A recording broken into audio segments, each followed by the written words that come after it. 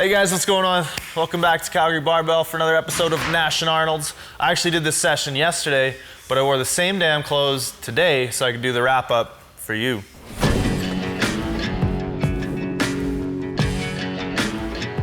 So I went through and started off as usual with competition squats. Those I felt went really well. I hit 270 for a nice clean single.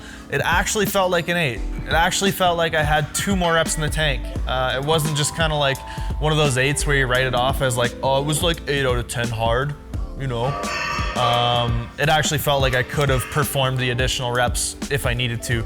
And to be feeling that good with that weight or weights in that range right now, given my hips been kind of crappy and, you know, just kind of getting back into the swing of things, I feel pretty good about that. Dylan says I was super like shifty back and forth out of the bottom, but it felt good. So hopefully things continue to progress and continue to move in that general trending direction over the next little bit. Came down and did my volume. I think it was 202.5 kilos, 4 sets of 5 there. It's pretty unremarkable, mostly pain-free. As I progressed through those volume sets, they felt better and better, less and less pain as I went on, and that's kind of to be expected. That's kind of been the trend with my hip. And for those of you who maybe are new to the channel, I've been dealing with a hip injury for about 2 years now. It doesn't seem to be getting that much better, although I probably haven't taken the necessary time off, which is likely what it's gonna need to be to fix it.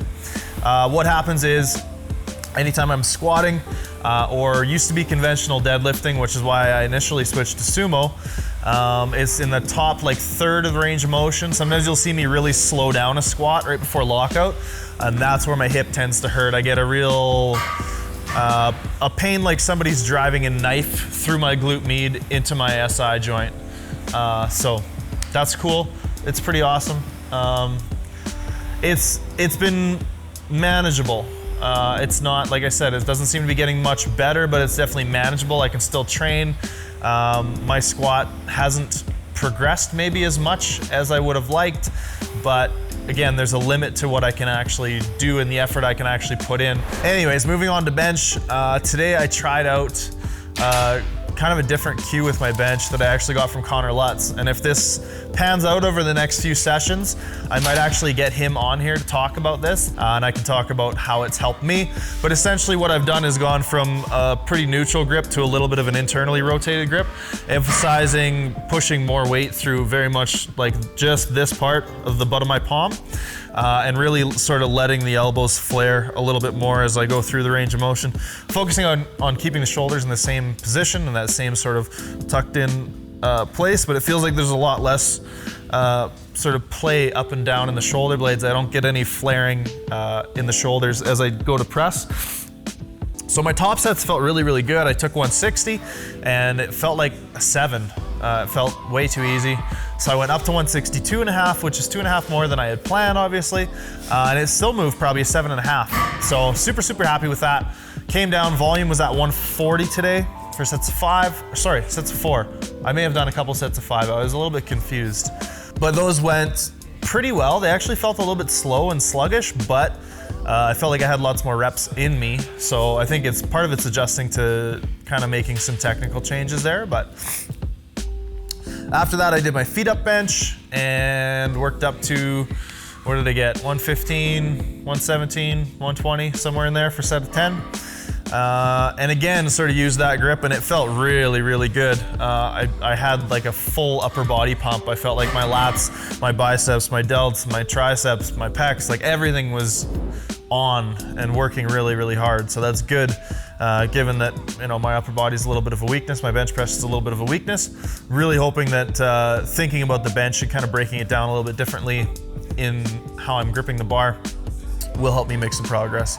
I've latched onto a number of these cues in the past before and been like, oh, this is it. I got it figured out. I'm finally gonna have a bench press. And it hasn't worked out. So we'll see. I'm hesitant to say, but I think it will help. After that, did my competition deadlift, and my single was bobbled again. I think I'm losing back position off the floor. I think I'm used to getting a little bit more pop and assist from the suit, And when the bar isn't moving as quickly as I would like off the floor, I'm sacrificing a little bit of back position. So you can see in the video, as I get towards lockout, I almost lock it out twice. Once like not fully extended, and then once actually pulling through to extension. Now, I don't think in a meet that would be necessarily an up and down, but it definitely is something that would give the judges pause or cause them to make me hold it longer on my next attempt. So that's something I'm gonna have to get figured out with my raw deadlift, is being a little bit smoother through the lockout. So that's gonna be a big focus on this next little bit. Volume there felt really good, 262.5 for sets of 5, easy peasy. But yeah, that's pretty much the day. So we'll get on to the question of the day. So our question of the day today comes from Jensen, and Jensen tends to ask a lot of really good questions, which give me more like a topic, sort of an open-ended question, direct me to something that I find interesting to talk about that I think might be worth sharing with you guys. So anyways, that's just why I've answered a number of Jensen's questions. This one is how I'm structuring my raw training versus equipped training, as my next meet is going to be raw first and then equipped very shortly afterwards. So with this training block that I'm doing right now, the focus is obviously on raw, but my accessory movements, being like my secondary squat, bench, deadlift, are a little bit more focused on probably like traditional equipped weak spots. So deadlift with chains, bench with chains, a little more focus on top end there. So I think the focus of this block is dual purpose. It's definitely to give me a bit of a break from the equipment and to push the raw strength, but also we're keeping in mind and keeping in focus some of the weak spots we would be pushing with our equipped training. So from here, I'll be going back into an equipped block after this 5-week block and a short deload. And that block will peak me for both nationals and the Arnold.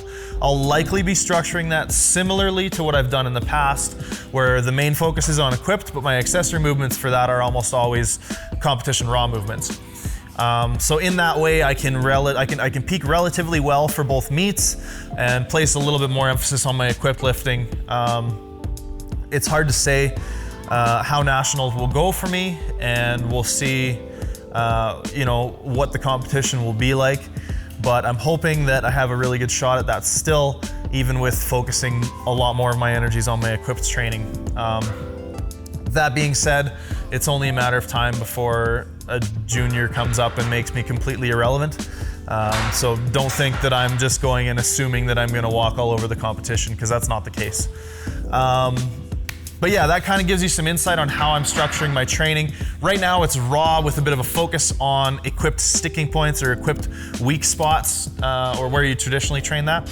And my next block is gonna be focusing primarily on equipped with secondary focus on my raw lifts. So hopefully that breaks it down for you guys. Hopefully that answers your question, Jensen. Anyways, guys, that's it for today. Please continue to submit these questions. They always give me an interesting talking point for the end of the videos, and hopefully something where I can provide a little bit more value than me just sitting here talking about how much weight I lifted today. So yes, thank you very much for submitting the questions. Please continue to do so. We like having good questions to talk about. Thank you very much for watching the video, for tuning in. Welcome to all of our new subscribers. If you guys are interested, we have some apparel for sale. There will be a link below, maybe a link in the outro here. And hit like, subscribe. We'll see you guys in that next video.